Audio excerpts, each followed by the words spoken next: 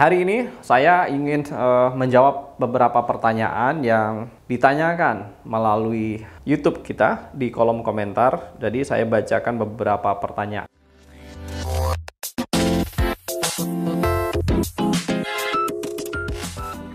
Assalamualaikum warahmatullahi wabarakatuh. Halo, salam Sobat Ram, selamat sore. Berjumpa lagi bersama kami di Ruang Advokat Menjawab. Sobat Ram semua, saya mohon maaf mungkin dalam minggu-minggu ini kita tidak sering untuk mengupload video atau menjawab pertanyaan melalui YouTube karena kantor kita, yaitu kantor hukum RAM yang semulanya beralamat di Jalan Gajah, itu pindah alamat ke Jalan Rejaunangun, Kota Gede, Yogyakarta. Sehingga aktivitas dalam minggu ini cukup sibuk yang membuat waktu tersita cukup banyak sehingga belum menyempatkan diri untuk membuat konten. Namun hari ini saya menyempatkan diri karena ingin menyapa Sobat RAM dari berbagai daerah yang terus mensupport konten kami. Dan hari ini juga tadi saya mendapatkan sumbangan dari salah satu Sobat RAM, yaitu dari Bapak Yohanes Harjono Saputro dari Bandar Lampung. Terima kasih pada Bapak Yohanes atas sumbangannya. Ini rencana kita, sumbangan-sumbangan yang sudah terkumpul. Kemungkinan dalam minggu ini kita akan coba alokasikan untuk masyarakat wilayah Jogja, untuk tukang beca atau untuk pemulung atau untuk orang-orang yang membutuhkan. Rencana kita mau kita bagikan, kalau nggak sembako, kemungkinan nanti nasi box seperti itu. Nah, kemarin juga ada Sobat Ram dari Kebumen juga mendonasikan. Nah, dan terima kasih, semua uang yang didonasikan itu akan kami salurkan. Baik itu dalam kegiatan sosial maupun kita gunakan untuk biaya operasional membantu masyarakat miskin. Sumbangan ini mudah-mudahan bermanfaat serta memberi berkah bagi para donatur, yaitu Sobat Ram semua dari Sabang sampai Merauke. Dan kami akan salurkan sebaik-baiknya untuk masyarakat yang membutuhkan, baik itu masyarakat pencari keadilan maupun kegiatan sosial lainnya. Hari ini saya ingin menjawab beberapa pertanyaan yang ditanyakan melalui YouTube kita di kolom komentar. Jadi saya bacakan beberapa pertanyaan yang mungkin ini banyak dialami oleh Sobat Ram semua. Ada beberapa pertanyaan yang akan saya bacakan dari atas saja karena sudah ada listnya, jadi saya bacakan.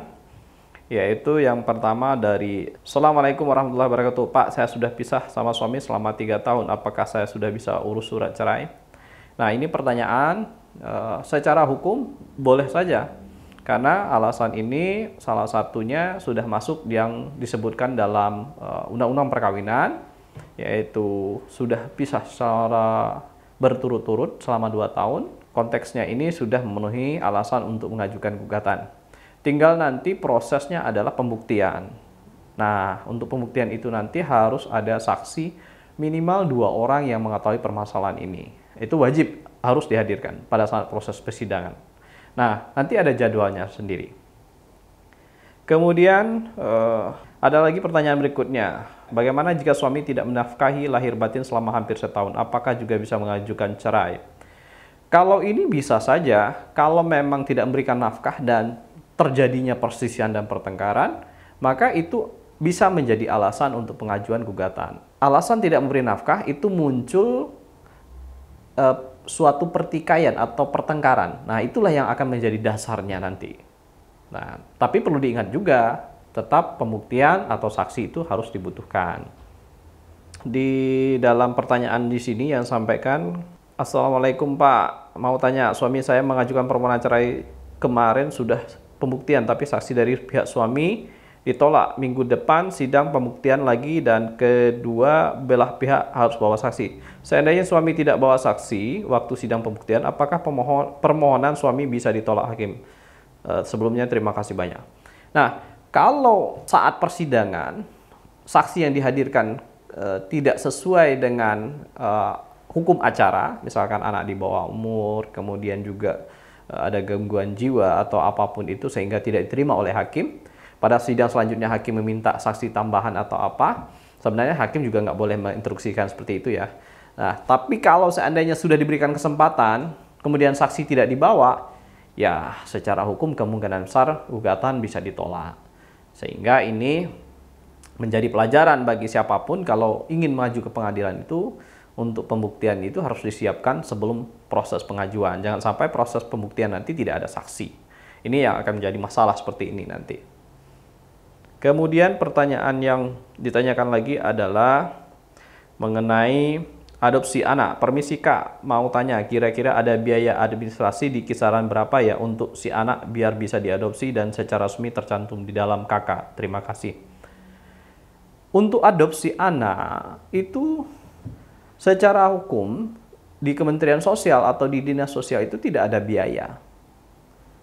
Cuma kalau kita mengambil anak adopsi di panti asuhan, ya tentu kita sebagai orang yang meminta tolong dan anak ini pernah diasuh dirawat, ya jadilah donatur di sana.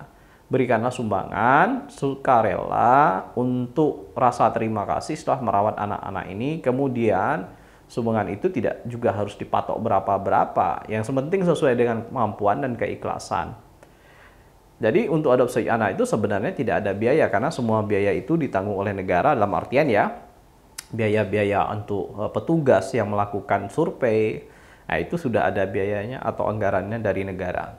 Akan tetapi untuk biaya di pengadilan memang ada, karena kalau mengajukan suatu permohonan atau gugatan pasti ada biaya pengadilan. Nah itu dibayarkan pada saat pendaftaran untuk adopsi nanti, untuk pendaftaran permohonan adopsi anak itu nanti dibayar pada saat awal mau registrasi, dan jumlahnya itu biasanya tidak terlalu mahal, berkisaran antara 500 sampai dengan 1 juta rupiah. Nah itu berkaitan dengan masalah biaya adopsi ya. Tapi kalau menggunakan pengacara, lah bisa jadi lebih mahal. Tergantung pengacaranya, bisa jadi 10, 20 juta, 30 juta, itu tergantung pengacaranya, seperti itu.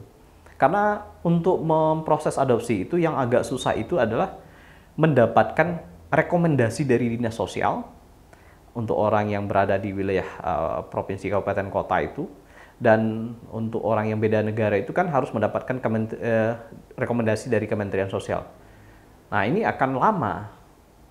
Nah sehingga biaya proses penunggunya ini atau proses administratifnya pengacara itu mungkin akan lebih mahal begitu. Tapi kalau tidak menggunakan jasa pengacara, ya maka cuma bayar uang santunan saja atau uang donasi kepada panti kalau itu diambil dari panti, dan uang biaya pendaftaran di pengadilan saja begitu. Ya, itu penjelasan atau jawaban singkat saya. Nah, kemudian terkait dengan suami saya PNS di Kemenhan, dia sudah mentalak karena ada wanita lain. Gimana cara melaporkan ke atasannya? Nah, ini perlu dipahami, setiap PNS itu ada atasannya, di mana dia berdinas. Carilah informasi, misalkan dia atasannya adalah pejabat tertentu di lingkungan pemerintah kabupaten kota, misalkan dia di bawah wali kota, ya atasannya wali kotanya itu. Jadi tidak harus langsung ke atasannya, tapi kalau mau membuat pengaduan ke atasannya juga boleh-boleh saja begitu. Tapi kalau dia PNS, ya di BKN-nya saja untuk dilakukan pengaduan terkait dengan dugaan pelanggaran etik yang dilakukan. Oke, pertanyaan berikutnya. Di surat somasi saya tidak ada undangan Pak dari bla bla bla. Bagaimana cara menanggapinya? Kalau di dalam surat somasi itu tidak ada undangan mediasi, cara menanggapinya itu tanggapilah seperti membalas surat, kronologinya seperti apa, kesanggupannya seperti apa, ya dibawa saja. Nanti dikirim kembali. Nah, itu membuktikan kita merespon atau beritikat baik untuk menyelesaikan. Nah, itu cara untuk membalasnya. Kalau memang tidak ada undangan untuk mediasi. Tetapi kalau ada undangan untuk mediasi, silakan datang. Carikan solusinya, mudah-mudahan bisa selesai dan masalahnya juga cepat selesai. Jadi itu pertanyaan-pertanyaan yang saya jawab. Sebenarnya masih banyak sekali pertanyaan dan ini saya jawab yang terakhir saja karena untuk waktu juga. Gimana kalau ASN ini mentelantarkan anak dari pernikahan siri? Apakah bisa dilaporkan? Yang perlu diingat, nikah siri itu secara agama memang sah misalkan. Kita sudah pernah bahas ya di konten yang sebelum-sebelumnya. Tetapi perlu diingat, kalau nikah siri itu kelemahannya tidak tercatat dan berakibat pada tidak mendapatkan perlindungan hukum. Nah, kalau tidak mendapatkan perlindungan hukum, membuat laporan pengaduan atas penelantaran anak itu tidak bisa. Nanti proses pembuktian itu akan susah. Mana buktinya si A ini adalah anaknya si B misalkan? Tentu akan susah. Jadi, saran saya, jangan lakukan nikah siri karena itu akan merugikan khususnya anak yang akan lahir dan juga seorang istri yang tidak mendapatkan perlindungan hukum. Itu penjelasan singkat saya, mudah-mudahan ini bermanfaat. Kepada para donatur, terima kasih sudah menjadi donatur kami. Dan insya Allah nanti uang sumbangannya kita salurkan sesuai dengan keperluan atau kebutuhan daripada lembaga kita juga, atau juga nanti kita salurkan kepada masyarakat, khususnya masyarakat yang terdampak juga faktor COVID-19 ini, dan mudah-mudahan cepat berlalu dan kita kembali menjalani aktivitas secara normal kembali. Terima kasih. Assalamualaikum warahmatullahi wabarakatuh. Salam Sobat Ram.